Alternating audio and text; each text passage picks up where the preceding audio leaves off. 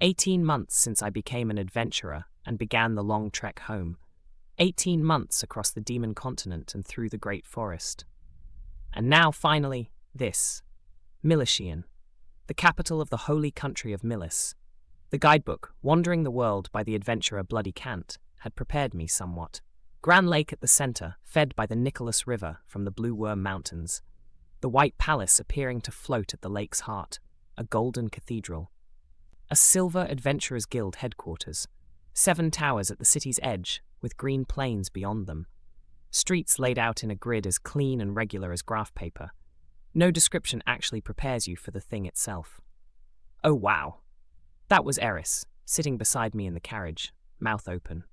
Ruijerd, shaved head, emerald hair currently hidden, warrior's stillness that I'd long stopped reading as threatening, was also simply looking. In 14 months of travel, I'd never once caught either of them reacting to beauty. I hadn't thought they were capable of it. I would have asked Geese why he was smiling at the city like he'd personally built it, but standing here, I understood completely. I would have done exactly the same thing. Yes, it's certainly something, I said.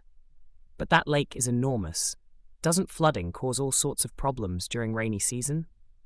I was being contrarian, purely to stop Geese from getting too smug. It was a genuine question, though. Heh, used to be a nuisance, sure, Geese said. Not anymore. Those 7 towers you can see at the city's edges?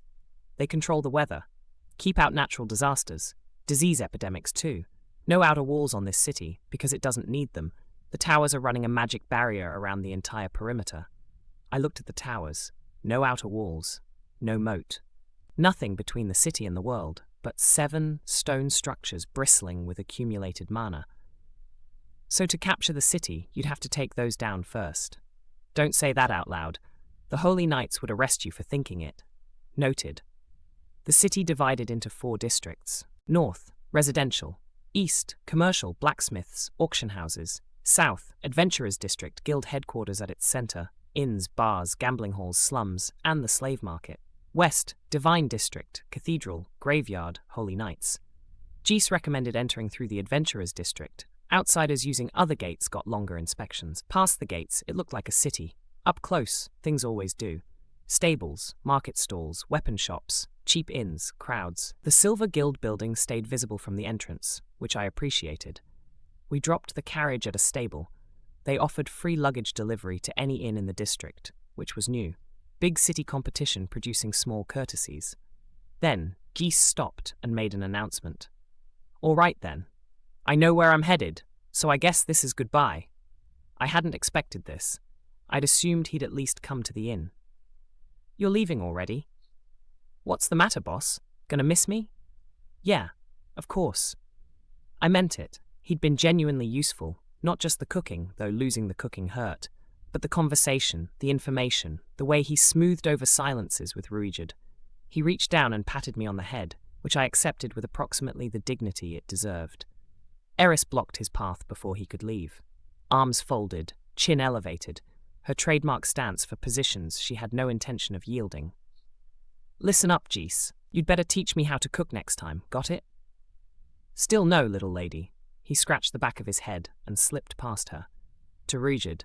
Hey, take care of yourself, Chief. Good luck. Don't cause too much mischief. Yeah. He raised a hand and walked into the crowd. Oh, one last thing, boss. The monkey face turned back one more time. Don't forget to visit the Adventurers Guild soon, yeah? Sure. Why was he bringing that up specifically? We'd visit the guild eventually. That was obvious. Was there something waiting there for us? I didn't get to ask. He disappeared. The first order of business, as always, find an inn. I settled on Dawn's Light Inn, quiet, safe distance from the slums, priced for C or B-ranked adventurers. Standard arrival routine followed. Equipment, supplies, beds, sheets, sweep. By the time we finished, the sun was setting. Too late for the guild today. Dinner at the bar next door, then back upstairs. I cleared my throat. I hereby call this dead-end team meeting to order. This is our first meeting since reaching the capital of Millis. Let's make it one to remember. I had to explicitly say, applause please, and demonstrate the concept before Eris and Ruijerd joined in with the kind of reluctant clapping that suggested they were humouring me specifically, so I would move on. "We've finally made it this far," I said. "That's a real accomplishment." I meant that more than it probably sounded.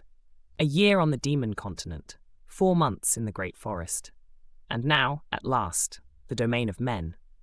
With well-maintained roads, mostly flat terrain, and nothing on our immediate horizon that was actively trying to kill us. In terms of the total journey, we still had roughly a quarter of the planet's circumference ahead of us, plus whatever a superd was going to cost to book onto a boat. None of that was fast or cheap. But the worst was behind us. The financial situation was workable. 7 Millis gold coins gave us breathing room, but human territory was more expensive across the board. Better to stay a month and build a real reserve than stop for a week everywhere. "Ruijerd, is it all right if we focus on earning money here before heading for Asura?" Of course. He never objected. I suspected I cared more about the supered reputation project than he did at this point. "What will you be doing tomorrow, by the way?" "I think I'll go say hello to an acquaintance." I stared at him. Acquaintance is not a word I expected to hear from you. Well, of course I have acquaintances. After 500 years of wandering, statistically speaking, some people probably stuck. I didn't ask further. He wasn't my ward. "A warrior," he added, which seemed to settle it for him. Eris, when asked, announced she was going to exterminate goblins. I processed this. In my previous life, and in a specific genre of entertainment I had consumed more of than was probably healthy, goblins had a particular reputation regarding unconscious women. In this world, they were E-rank vermin. Eris handled B-rank threats. This should not concern me. Ruijerd said it was fine. His 14 months of personal training of her carried more weight than my anxiety. Don't get careless because they're weak. If things go wrong, run. And if worse comes to worst, grab the nearest one and scream, "This goblin is a molester." That's enough! The next morning, both of them headed out on their respective errands, and I went to the market to buy paper, ink, and pens. I was finally going to write that letter. I'd been meaning to for approximately a year and kept not doing it. Events, distractions, the forward momentum of survival. Today I was going to fix that. The market was revelatory. Meat, fish, vegetables, actual selection. And eggs, cheap, fresh, everywhere. On the demon continent, eggs were monster-laid and priced for hatching, not eating. Millis had chickens. I stood at a stall holding an egg and had a very powerful feeling about egg on rice. There was no rice, no soy sauce. The ingredients existed in this world in various corners. Someone would eventually combine them, possibly me. Detoxification magic handled food poisoning just fine. On the walk back to the inn, I was composing the letter in my head when I turned into a side alley and noticed 5 men moving quickly toward me. Not adventurers. Their clothing was intimidation-coded rather than practical. The kind of look that said, "We want you to think about whether this is worth your time." I stepped aside to let them pass. As they went by, I noticed 2 of them were carrying a burlap sack. Out of the sack stuck a small hand. Right. Kidnappers. Again. This world had a reliable supply of them.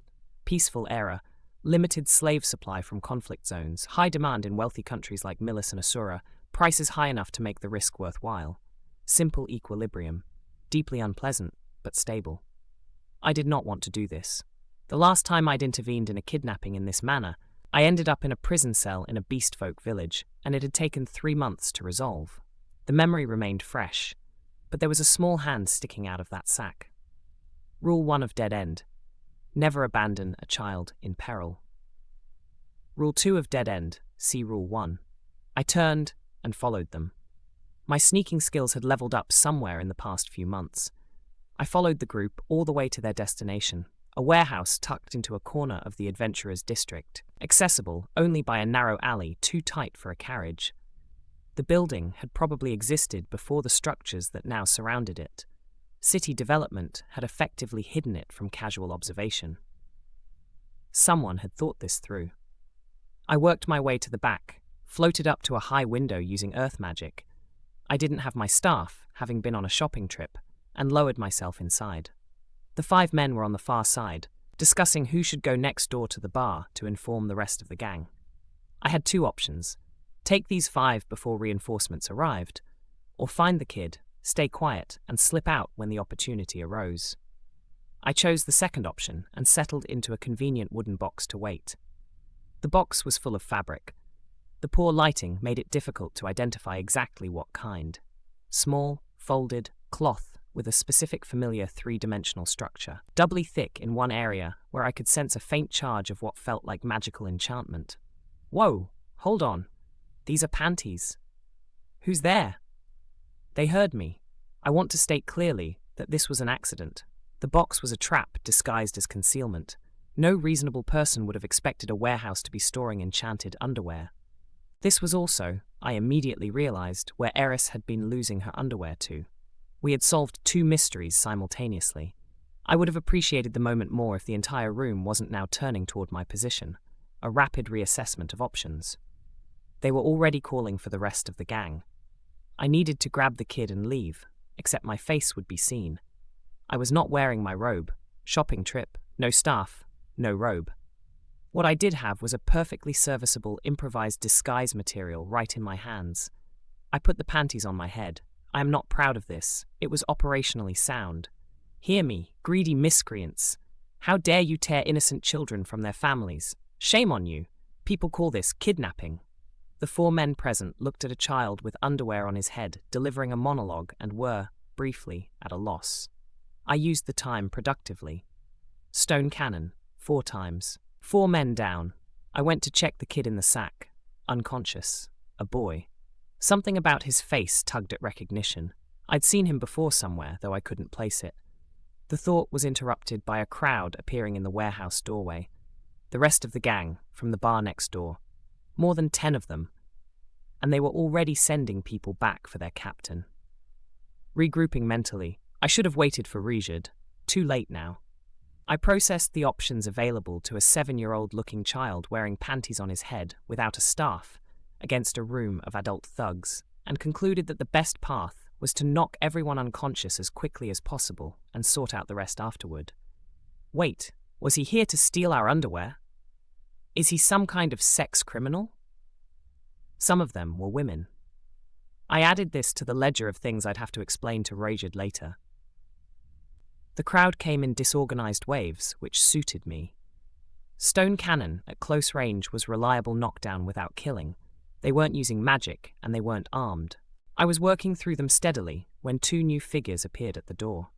One was a robed magician, ordinary enough. The other was wearing bikini armor. Her name, as I later learned, was Viera. Her waist was narrow, her chest was not, and the quantity of fabric between her skin and the open air was minimal, even by the loose standards of swordswomen who favored mobility. The biomechanics of her approach across uneven warehouse floor produced effects I found professionally inconvenient. She was also completely competent with her sword. The magician Shiera began an incantation. I threw up a stone wall and absorbed the water ball. Viera used the moment I was looking elsewhere to nearly take my head off with a horizontal swing. I tumbled back, reassessed, and tried to actually focus. My eye of foresight helped. The problem was that reading her future movements required looking at her, which remained challenging for biomechanical reasons I have already described. She held her sword out at waist level, and the positioning did things to her. Right. Cold. Cold was the solution here. The sun and the north wind. Make it cold. She covers up. I can look at her face when fighting her. Icicle field. The temperature in the warehouse dropped 30 degrees nearly instantaneously. Within seconds, Viera had goosebumps on her exposed arms. I added a blast to send her tumbling backward. I would call the combination polar blast. Achoo! She was frantically gesturing to someone for a coat. Once she put it on, we were fighting on approximately equal terms, which meant I was winning. 1 stone cannon for Shiera, direct hit, unconscious, and a pivot back to Viera just in time to take the hit from her sword on the outside of my guard rather than the inside. 2 down. I started breathing again. I'm here, people. Sorry to keep you waiting. A man appeared in the doorway. The brown hair, the build, the very slightly thuggish arrangement of features, and the voice, ragged with drink, but still unmistakably the same voice. Put poor Greyrat on a starvation diet and deprive him of sleep for 2 months, and this was the result. I knew this face. I'd grown up with this face. He was drunk, visibly, substantially drunk. He drew 2 swords, a dual wielder, which required actual mastery to do effectively, and his stance told me everything I needed to know about the gap between us. This was not the same level as anyone else in this warehouse. Even impaired, this was a real threat. We exchanged attacks. He deflected my stone cannon with a water god-style rotation, read my eye of foresight predictions well enough that I had to work for every dodge, ran at me on all 4s at one point like an animal, and at another point held a sword in his mouth and switched it hand to hand mid-swing. My nose got grazed. I tasted my own heartbeat. The panties at some point came off my head. He stopped. I stopped. We looked at each other. "Is that you, Rudy?" There was only one person who called me that name. Father? Paul Greyrat had changed. The word change was doing significant work there. Gaunt face, bags under his eyes, unkempt hair, stubble, booze on his breath from a sufficient distance to be notable. He looked like a man who had been running on something other than sleep and adequate nutrition for quite some time. The difference from the Paul Worth remembered was more than aesthetic. He took me to the bar next door, which was apparently where his entire operation was based. I learned the situation in pieces, some from Paul directly and some from context. Everyone in Buena Village had been displaced by the calamity. Not just Eris and me, everyone. Zenith, Lilia, Isha, Norn, Sylphie, all of them. Paul had woken up in a field in southern Asura holding Norn. He'd spent 2 months getting back to Fatoa, found nothing. Organized a search and rescue squad with a butler named Alphonse, leveraging the Greyrat name and Zenith's family connections in Millis. For a year and a half, the squad had been finding displaced Fatoans, comparing records, and either buying the enslaved ones' freedom, or when that didn't work, taking them. Forcibly. Under Millis slave law, this was theft, which had earned Paul powerful enemies among the nobility. The squad had taken casualties. Members had blamed Paul for those. He'd been drinking heavily for months, starting in the morning, never quite sober. He hadn't found Zenith. He hadn't found Lilia. Despite a year and a half of systematic searching. The boy in the sack, the one I'd stumbled onto while following the kidnappers, turned out to be Somal. I placed him eventually, one of the kids who used to bully Sylphie back in Buena Village. He'd been working as a male prostitute for the past year. He'd been on Paul's list. That was why the squad had gone to that location today, which was why Paul had come charging into the warehouse looking for a fight with whoever had beaten his people. Paul had left messages at the guild branches in Zantport and Westport. I hadn't seen them because we'd never had the chance to visit those guilds. Zantport had ended with me in a prison cell, and I was beginning to understand that Geese's parting reminder about visiting the guild here was not casual advice. I told Paul my story. I was, in retrospect, perhaps a little too enthusiastic about the telling. I had a good story and I'd been working on its narrative shape over many months. Dramatic structure, sound effects, some appropriate embellishments in the action sequences. Paul listened to all of it with increasingly visible irritation. "You spent the last year and a half playing around." That landed badly.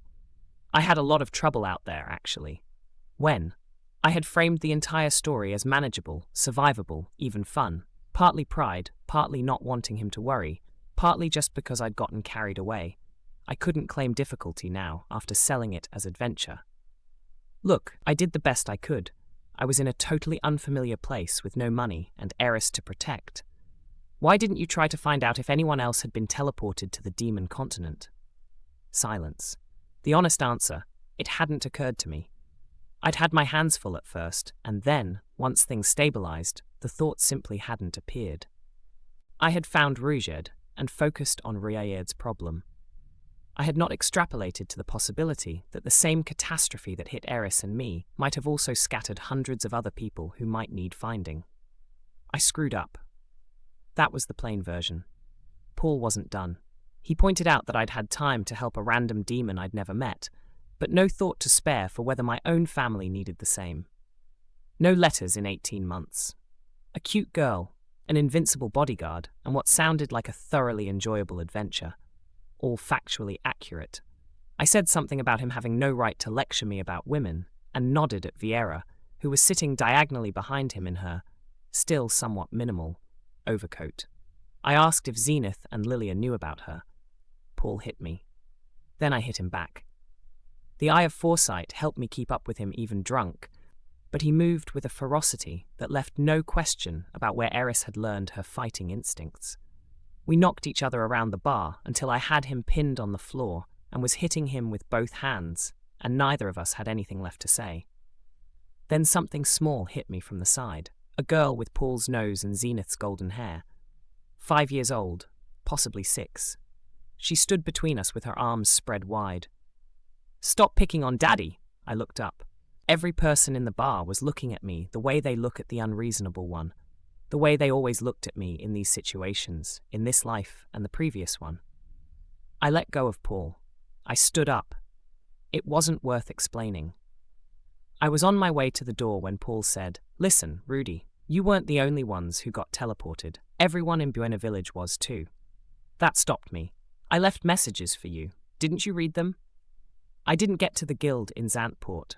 We went straight to find Ruijerd, and then I was in a prison cell. While you were off enjoying your vacation, people died. I sat back down. "Does that mean Sylphie's missing too? You worried about some girl before your own mother, Rudy?" I looked at him. "You haven't found Mother?" "No, or Lilia." The legs of the chair felt unreliable. I found one and sat on it. Paul told me the rest. The squad's scale and methods, the slave liberations, the enemies made, the operations being wound down in another 6 months, because at some point continuing to comb the countryside became wasteful, and everyone understood that, and nobody felt good about it, the people they'd found, the people they hadn't. The increasingly bad ratio of dead news to live news. I'd been on the Demon Continent for over a year. Somewhere in that time, there had probably been displaced Fitoans in towns I'd passed through. If I'd spoken to any of them, I'd have understood the scale of it faster. I'd prioritized Ruijerd's situation over understanding mine. Not the worst decision I'd made, but not the best either. I made my way back to the inn. I found the writing paper I'd bought that morning and crumpled it in my hands and threw it across the room. Then I lay down on the bed and pulled my knees to my chest. I'd never had a parent reject me like this before. Not in this life. Not even in the previous one, where things with family had ended badly but differently. The look on Paul's face kept returning. It wasn't the anger. I understood the anger. It wasn't even the disappointment, which I could have argued with. What I couldn't argue with was the specific expression that arrived at the very end, after Norn stepped between us and everyone in the bar turned toward me. That look. Like he was seeing something he'd been hoping wasn't true and had finally confirmed. Patient and bitter at once, the way you look at something you've carried too long and have accepted you'll keep carrying. My brother, in that other life, had looked at me that way on the day he told me to leave the house. I had been 34 years old and unemployed and doing nothing in a room in his home, and he had knocked on the door and said the things that needed to be said. And when I tried to explain myself, he had looked at me exactly like that. Not with hatred. That would have been easier. With a kind of exhausted, final patience that said, "I see you clearly. I have seen you for a long time. And I have decided this." I had told myself for years afterward that my brother was wrong, that I'd had reasons, that the circumstances were unfair, that he hadn't understood. I'd had an entire death and reincarnation to work through it, and I still wasn't sure I was finished. Paul wasn't my brother. Paul had fought for 18 months to find people he loved, while I was, by any honest account, having an adventure. He had earned the right to look at me that way. That was the part I couldn't rationalize away. I worked through the rest of it anyway. We'd both been emotional. I'd framed my story wrong. I'd said something stupid about Vieira. He'd said something stupid about Eris. Tomorrow I'd go back and we'd talk properly and we'd plan what came next. This was fixable. I'd worked it all out when the nausea hit. I ran for the toilet. Made it. Threw up. The rational version was correct. It didn't help. I stayed on the floor for a while. The paper I'd bought that morning was still in my coat pocket, slightly crumpled from the warehouse. I had been going to write a letter. That seemed like something that had happened to a different person earlier today, before I knew that everyone was missing, and Paul thought I had failed them, and my mother was somewhere in the world that no one had found yet. I didn't write the letter. I stayed on the floor until it was dark.